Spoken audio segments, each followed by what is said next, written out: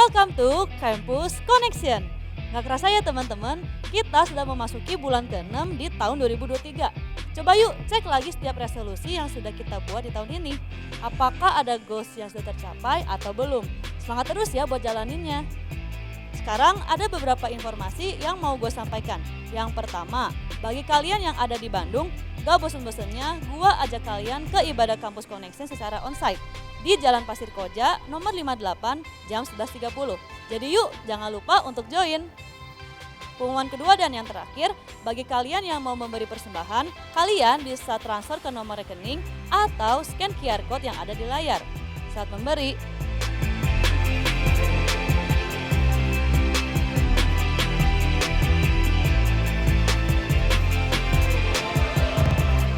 sekarang siapkan hati, pikiran, dan catatan serta roti dan anggur yang sudah kalian siapkan untuk perjamuan kudus. Enjoy the service guys!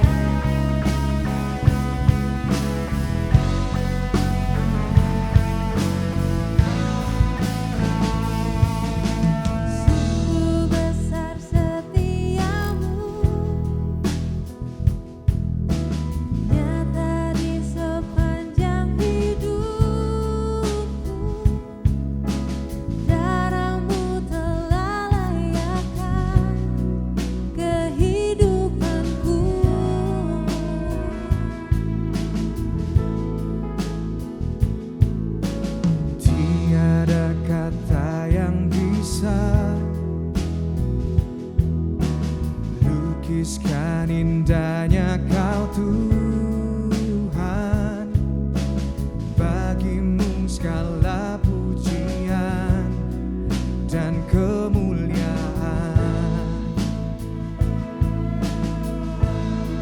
Ku tinggikan Engkau Tuhan, melebihi segalanya. Lebih dalam ku menyembah, di dalam roh dan kebenaran selamanya.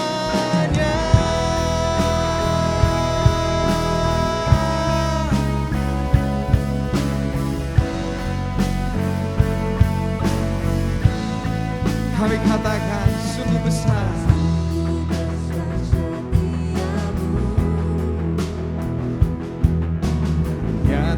di sepanjang hidupku, darahmu telah layakkan kehidupanku. Tiada kata yang bisa, tiada kata yang bisa lukiskan indahnya Kau Tuhan, bagimu segala pujian dan kemuliaan. Oh, oh, oh. Ku tinggikan Engkau Tuhan, melebihi segalanya, lebih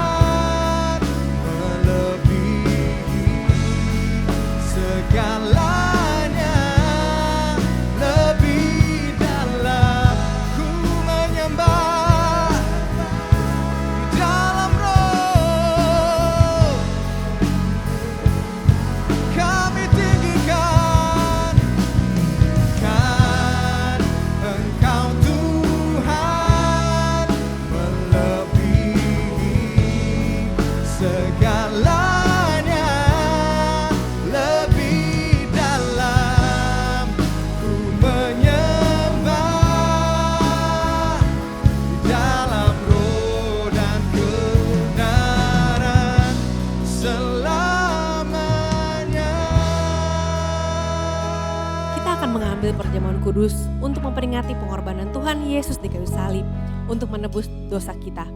Perjamuan kudus ini diperuntukkan bagi orang-orang yang telah menerima Yesus Kristus sebagai Tuhan dan Juru Selamat secara pribadi. Mari kita mempersiapkan hati untuk mengambil perjamuan kudus ini dengan memohonkan ampun atas dosa-dosa kita dan melepaskan pengampunan bagi orang-orang yang telah bersalah kepada kita. Mari kita mengangkat roti perjamuan kudus.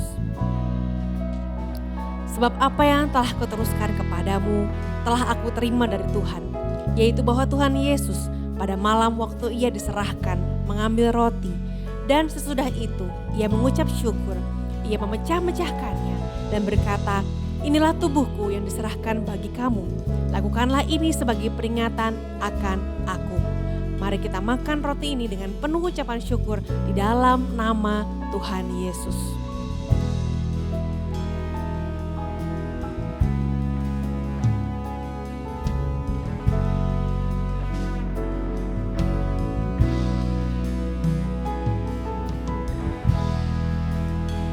Demikian juga ia mengambil cawan sesudah makan lalu berkata, "Cawan ini adalah perjanjian baru yang dimateraikan dengan darahku. Lakukanlah ini setiap kali kamu meminumnya sebagai peringatan akan aku. Sebab setiap kali kamu makan roti ini dan minum cawan ini, kamu memberitakan kematian Tuhan sampai ia datang." Mari kita minum cawan anggur ini dengan penuh ucapan syukur di dalam nama Tuhan Yesus.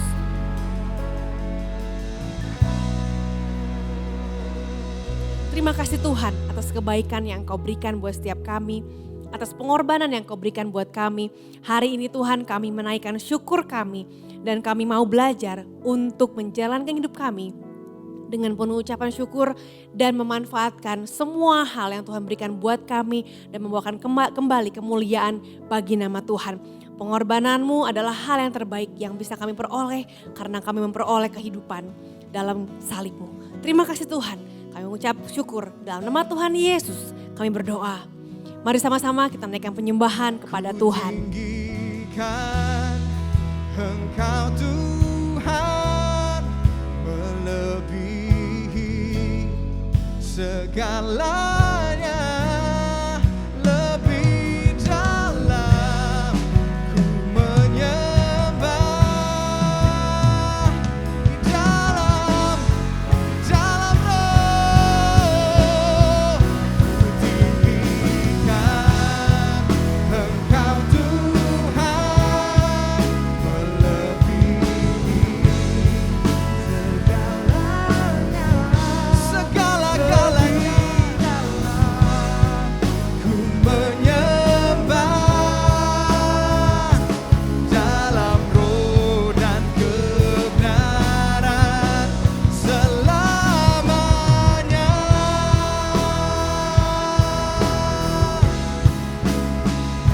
Di dalam roh dan kebenaran selamanya.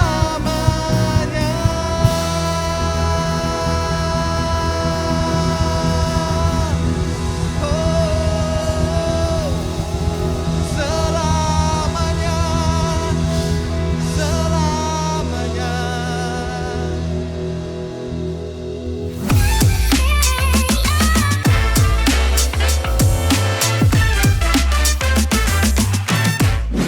Halo teman-teman semua, baik kamu yang ada di Bandung, kamu yang ada di luar Bandung, welcome di ibadah online khusus mahasiswa Kampus Connection. Kita bersyukur kita baru saja mengambil perjamuan kudus mengingat pengorbanan Tuhan Yesus yang menebus dosa setiap kita. Yesus telah mati menebus dosa kita dan Dia telah bangkit menang mengalahkan maut. Amin. Seperti yang sudah disampaikan di minggu yang lalu, beberapa minggu ke depan kita akan sama-sama belajar tentang bagaimana kita membangun disiplin rohani supaya kita bisa tetap produktif di dalam setiap musim kehidupan kita. Sebelum kita masuk lebih lanjut dalam pemberitaan firman Tuhan hari ini, mari sama-sama kita berdoa terlebih dahulu. Kami mengucap syukur Tuhan untuk kasih setiamu di dalam kehidupan kami. Kami mengucap syukur untuk pemeliharaan Tuhan atas kehidupan kami yang tak ada henti-hentinya. Sebentar kami akan mempelajari firman Tuhan. Tuhan biarkan hati kami terbuka dan seperti tanah yang siap untuk ditabur. Ini kami Tuhan, kami menyerahkan waktu ke depan hanya di dalam nama Tuhan Yesus. Kami berdoa. Amin. Teman-teman, dalam beberapa tahun terakhir kita sering mendengar kabar atau berita baik di stasiun TV, radio, atau berbagai media sosial tentang seorang artis atau influencer atau public figure yang meninggal karena mengakhiri kehidupannya sendiri atau bunuh diri. Seperti yang sudah kita ketahui, yang sudah menjadi rahasia publik, kalau hidup para artis, para public figure itu sebenarnya kalau kita lihat mereka sangat produktif. Mereka sibuk setiap hari, punya banyak agenda, mereka terkenal, banyak penggemar di sana sini. Mereka sering diminta kerjasama dari berbagai brand, banyak teman, banyak uang. Sepertinya kehidupan mereka terlihat sudah cukup nyaman. Mereka bisa membeli barang apapun yang mereka mau, dan dengan privilege yang mereka punya, sebenarnya mereka punya banyak sekali pilihan dalam hidup mereka. Tetapi sangat disayangkan, mereka malah memilih untuk mengakhiri kehidupannya sendiri. Mengapa hal ini bisa terjadi? Dari beberapa kasus yang pernah saya baca, beberapa dari mereka sebelum mengakhiri hidupnya menulis sebuah surat wasiat yang notabene mengungkapkan kalau mereka merasa tidak bahagia. Mereka kesepian dan mereka merasa tidak berguna. Sungguh mengagetkan bukan? Padahal kita bisa lihat hidup mereka begitu sibuk, begitu produktif dan hidup mereka cukup berdampak bagi banyak orang. Satu hal yang bisa kita pelajari bersama untuk kehidupan kita adalah yang namanya sibuk ternyata belum tentu produktif. Fakta tersebut berlaku juga untuk kehidupan kita teman-teman. Seringkali kita merasa hidup ini udah sangat sibuk, banyak banget kerjaan. Bahkan rasanya 24 jam itu enggak cukup untuk kita mengerjakan semua hal yang harus kita kerjakan. Nah, untuk menyamakan persepsi kita tentang kata produktif. Produktif itu berarti kemampuan untuk menghasilkan sesuatu yang berdampak positif bagi diri kita sendiri dan orang lain. Sama seperti yang dikatakan oleh Tuhan Yesus sendiri kepada para murid-murid. Yuk sama-sama kita lihat dalam Yohanes 15 ayat yang kelima. Yohanes 15 ayat yang kelima. Akulah pokok anggur dan kamulah carang-carangnya. Siapa yang tinggal di dalam aku dan aku di dalam dia, ia berbuah banyak. Sebab di luar aku, kamu tidak dapat berbuat apa-apa. Lalu selanjutnya kita lihat lagi di ayat yang ke-7 dan ayat yang ke-8. Jikalau kamu tinggal di dalam aku dan firmanku tinggal di dalam kamu, mintalah apa yang kamu kehendaki, maka akan diberikan kepadamu. Dalam hal inilah Bapakku dimuliakan, bahwa kamu berbuah banyak, dan menunjukkan kamu adalah murid-muridku. Hidup yang produktif di setiap musim hidup kita, baik itu kita sedang senang ataupun kita sedang sedih, baik itu sedang kurang baik, hanya akan kita alami jika kita punya relasi yang intim atau relasi yang akrab dengan Tuhan. Hidup kita akan produktif, hidup kita akan bermakna, hidup kita akan berdampak, hidup kita nggak akan terasa hampa, kalau kita punya relasi yang intim dengan Tuhan. Dan hal ini berulang kali di-mention teman-teman di dalam Alkitab. Salah satunya di dalam Mazmur pasal yang pertama, ayat yang pertama sampai yang keempat. Dituliskan seperti ini. Berbahagialah orang yang tidak berjalan menurut ajakan orang fasik, yang tidak berdiri di jalan orang berdosa, dan yang tidak duduk di komplotan pencemooh. Tetapi yang kesukaannya ialah Taurat Tuhan, dan yang merenungkan Taurat itu siang dan malam. Ia seperti pohon yang ditanam di tepi aliran air, yang menghasilkan buahnya pada musimnya, tidak pernah layu daunnya. Apa saja yang dilakukannya berhasil. Ayat yang keempat, bukan demikian orang fasik. Mereka seperti sekam yang dihamburkan angin. Di dalam Mazmur yang pertama ini, kita bisa melihat perbandingan antara relasi yang intim dengan orang berdosa dan relasi yang intim dengan Tuhan. Di ayat pertama digambarkan bahwa orang yang bergaul intim dengan orang yang berdosa adalah sama seperti orang yang berjalan menurut jalan orang fasik, berdiri di jalan orang berdosa dan duduk di dalam kumpulan para pencemooh. Orang yang hidup dengan cara yang demikian tidak akan memiliki hidup yang produktif dan hidupnya akan tidak bermakna. Karena sama seperti sekam katanya, ringan, gampang hilang oleh tiupan angin. Atau kalau kita bisa analogikan, tiupan angin itu seperti tantangan, cobaan, baru aja ditiup sedikit, udah hilang. Gak kuat di tengah-tengah tantangan yang ada.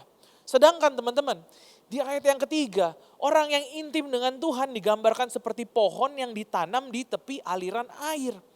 Hidupnya disebut orang berbahagia, yang akan selalu menghasilkan buah pada musimnya, yang selalu memiliki sumber air untuk hidup, sehingga tidak akan pernah kehausan, walaupun di dalam musim yang sulit sekalipun. Itulah hidup yang produktif, hidup yang seharusnya bisa kita alami, yang bisa kita lakukan teman-teman. Untuk mendapatkan hidup produktif dalam setiap season kehidupan kita adalah dengan membangun keintiman atau keakraban itu dengan Tuhan. Salah satu caranya yaitu melalui merenungkan Taurat atau firman Tuhan siang dan malam. Teman-teman, berikut ini beberapa hal yang bisa kita pelajari tentang merenungkan firman Tuhan. Hal yang pertama, merenungkan tidak sama dengan sekedar membaca firman Tuhan. Merenungkan firman Tuhan tidak sama dengan sekedar membaca firman Tuhan. Merenungkan bukan hanya membaca, memang kita perlu membaca Alkitab, seperti pada Mazmur 1 diistilahkan dengan Taurat Tuhan. Tetapi sekali lagi, hanya dengan kita membaca Alkitab, kita bukan berarti telah merenungkan firman Tuhan. Perbedaannya apa nih? Kita bisa lihat dari dua hal teman-teman. Dari bentuk tindakannya. Saat kita membaca, belum tentu kita akan merenungkan apa yang kita baca. Contoh, kita bisa saja dalam satu hari membaca Alkitab 10 pasal atau bahkan satu kitab tanpa henti. Ya, tetapi hanya sekedar membaca saja. Tapi kalau kita merenungkan, mungkin kita bisa merenungkan 1 sampai 8 ayat saja. Karena merenungkan itu butuh waktu yang cukup lama. Dari hasil tindakan yang kedua teman-teman. Saat kita membaca Alkitab, ya kita jadi tahu isi Alkitab. Kita tahu kita lagi baca tentang apa, kita tahu overview-nya tentang apa. Tetapi kalau hanya membaca, kita tidak akan mengenal kedalaman dari firman Tuhan. Maksudnya gimana nih? Ya saat kita cuman baca aja, oke kita tahu isi bacaannya apa. Namun kalau besoknya kamu ditanya atau beberapa waktu setelahnya kita ditanya, apa yang kamu dapat dari pasal tersebut? Waduh, lupa. Ya intinya mah Tuhan baik gitu. Kita akan kesulitan menjawabnya, tetapi dengan merenungkan kita betul-betul paham apa isi ayat yang kita baca. Kita belajar tidak hanya membaca, namun kita belajar merenung apa yang sedang Roh Kudus ingatkan untuk setiap kita. Apa konteks penulisan ayat tersebut? Apa saja fakta yang kita dapatkan waktu kita membaca dan merenungkannya? Apa yang bisa kita implementasikan dari apa yang kita baca tersebut? Apa yang bisa kita terapkan dalam kehidupan kita sehari-hari? Hanya dengan merenungkan firman Tuhan sajalah ayat firman itu bisa hidup di dalam kita. Tidak hanya membaca, namun juga merenungkannya. Sehingga firman Tuhan tersebut tinggal bertumbuh dan menghasilkan buah di setiap musim kehidupan kita. Inilah yang membuat hidup kita menjadi hidup yang produktif teman-teman. Hal yang kedua, merenungkan menghasilkan keakraban dengan Tuhan. Ya, merenungkan menghasilkan keakraban dengan Tuhan. Sekali lagi teman-teman, membaca bukan berarti merenungkan. Sekedar membaca firman-Nya tidak mengakibatkan kita akrab dengan Tuhan. Merenungkan firman Tuhanlah yang akan menumbuhkan keakraban tersebut. Contohnya seperti ini teman-teman. Saat kita baca webtoon, komik, majalah, artikel, koran, dan lain-lain sebagainya. Tujuan kita membaca adalah untuk mendapatkan informasi atau hiburan. Ketika kita selesai baca, kita akan lanjut ke artikel selanjutnya. Jarang di antara kita membaca satu artikel atau satu komik berulang-ulang. Bahkan kadang kita bisa baca komik atau baca artikel tanpa peduli siapa yang nulis komik atau artikel tersebut. Tapi beda ceritanya kalau kita dapat notifikasi, ada WhatsApp masuk atau ada mention di Instagram dari kecengan kita atau dari pacar kita, pesan WA yang singkat sekedar menanyakan, hai lagi apa? Atau hai udah makan apa belum? Rasanya berulang-ulang kita baca karena kita seneng banget terima message seperti itu. Kita coba pahami, ini beneran gak nih ya dia yang tanya saya seperti itu. Atau nih AI nih, jangan-jangan yang ngechat nih. Bot bukan ya yang ngechat ya, saya gak salah baca kan ya. Seneng banget rasanya ya gitu. Kita bisa senyum-senyum sendiri dengan melihat yang demikian. Atau dia komen di Instagram kita, wah kita baca lagi berulang-ulang. Dia reply story kita. Karena bagi kita chat, komen atau replyan tersebut bukan hanya sekedar informasi, tetapi lebih lagi yaitu untuk membangun relasi dan mengenal pribadi yang menulisnya. Sama saat kita merenungkan firman Tuhan, bukan hanya kita sekedar membaca, tetapi kita juga mengamatinya berulang-ulang kali. Pesan apa yang ada di dalam ayat tersebut? Ingat teman-teman, tujuannya bukan untuk mendapatkan informasi, tetapi untuk menangkap isi hati dan menjalin relasi yang akrab dengan pribadi yang menyampaikan firman itu, yaitu Tuhan sendiri. So teman-teman, jangan baca Alkitab seperti kita sedang membaca artikel atau komik. Tapi belajarlah kita membaca Alkitab, merenungkan Alkitab seperti kita membaca tulisan dari pribadi yang kita sayang. Sehingga relasi kita dengan Tuhan menjadi semakin akrab. Belajarlah membaca Alkitab seolah-olah itu surat cinta dari Tuhan untuk kita. Hal yang ketiga, merenungkan membuahkan produktivitas yang dari Tuhan. Ya, perenungan firman Tuhan akan membuahkan produktivitas yang dari Tuhan. Produktivitas ini tentu saja tidak terlepas dari pembaharuan kehidupan yang kita alami oleh karya Roh Kudus yang bekerja melalui firman Tuhan di dalam hidup kita. Cara kita berpikir, sikap hati yang berubah menjadi lebih baik, dan pengaruh pada tindakan ketika kita bekerja, ketika kita belajar, maupun ketika kita berelasi. Hanya karena kita tahu isi Alkitab, hanya karena kita tahu kekristenan, bukan berarti dengan sendirinya hidup kita akan berubah. Ada perbedaan yang besar antara tahu informasi dengan mengalami transformasi. Pernah nggak teman-teman ketemu orang di gereja ataupun di dalam cell group ataupun di dalam kampus yang kelihatannya rohani banget.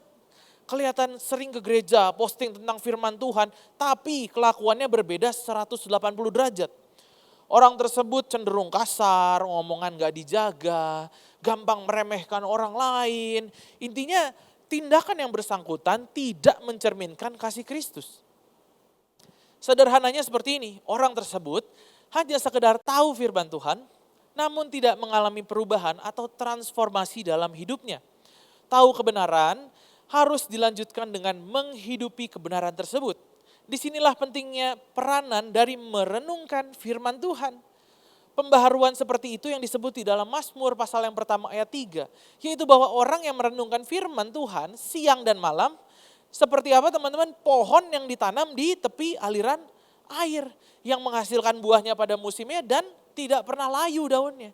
Ini gambaran pembaharuan terus-menerus. Bukan itu aja, lebih jauh dikatakan bahwa apa saja yang diperbuatnya berhasil. Itulah kehidupan yang produktif dan diberkati oleh Allah. Mau apapun season kehidupan kita, dalam keadaan baik, dalam keadaan buruk, dalam keadaan susah, dalam keadaan senang, kita tetap bertumbuh dan bahkan kita bisa memiliki kehidupan yang produktif.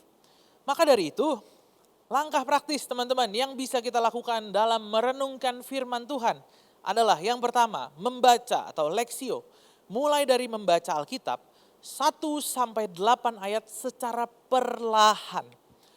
Baik dibaca dalam hati atau dengan suara yang terdengar oleh telinga kita. Teman-teman coba berhenti di setiap kalimat atau penggalan kalimat. Lalu perhatikan kata atau penggalan kalimat yang menarik perhatian. Yang kedua, merenungkan, meditasio. Meditasio ini bukan berarti mengosongkan pikiran seperti yang dilakukan dalam meditasi di luar iman Kristiani dan mengatur pernapasan. Teman-teman, Tuhan Yesus nggak pernah mengajarkan yang seperti itu. Istilahnya mirip, namun pengertiannya berbeda. Yang dimaksudkan di sini adalah dalam membaca kembali ayat-ayat tadi secara perlahan sambil merenungkan apakah pesan yang disampaikan Tuhan melalui ayat ini bagi hidup saya. Yang ketiga, menanggapi atau orasio. Di tahap ini, baca ayat-ayat tersebut sekali lagi. Sambil memperhatikan apa yang menjadi respon hati kita terhadap kebenaran yang telah kita renungkan bisa kita ekspresikan kepada Tuhan melalui doa di akhir pembacaan Alkitab ini. Dan yang keempat adalah kontemplasi, beristirahat dalam Tuhan. Di tahap ini kita mengambil waktu hening dan mengambil sikap yaitu berserah secara penuh kepada Tuhan. Tidak terburu-buru menyelesaikan Alkitab dan tidak terganggu untuk langsung buru-buru beraktivitas, melanjutkan kegiatan kita selanjutnya. Tetapi kita belajar untuk tenang, kita belajar untuk diam di dalam hadirat Tuhan. Hari ini saya mengajak, mari kita sama-sama membangun disiplin rohani dengan cara belajar merenungkan firman Tuhan. Bukan hanya sekedar membaca selewat, membaca secara cepat, tetapi juga belajar merenungi kata per kata, ayat per ayat yang kita baca. Ingat teman-teman, mengetahui informasi bukan berarti kita mengalami transformasi. Hidup kita tidak hanya bisa berubah hanya dengan kita sekedar tahu firman Tuhan atau tahu kekristenan, tetapi dengan menghidupi firman Tuhan tersebut. Kita akan bisa mengalami hidup yang produktif jika kita akrab dengan Tuhan. Kita bisa mengalami hidup yang penuh makna jika kita dekat dengan pencipta kita, yaitu Tuhan sendiri. Mari sama-sama kita menutup firman Tuhan hari ini di dalam doa. Mari sama-sama kita berdoa. Kami bersyukur Tuhan untuk firman Tuhan yang sudah disampaikan hari ini. Hari ini Tuhan, kami berdoa, kami mau punya relasi yang akrab dengan Tuhan. Ajarkan kami untuk bisa mendisiplin diri kami, membangun relasi yang akrab dengan Tuhan. Hari ini Tuhan, kami mau berhenti berjalan di jalan-jalan yang salah. Kami mau berhenti berjalan di jalan orang fasik. Tetapi biar hari ini kami duduk merenungkan firman Tuhan. Dan hidup kami seperti pohon yang ditanam di tepi aliran air yang selalu menghasilkan buah pada musimnya. Terima kasih Tuhan, hari ini juga hamba-Mu melepaskan berkat bagi teman-temanku dimanapun mereka berada.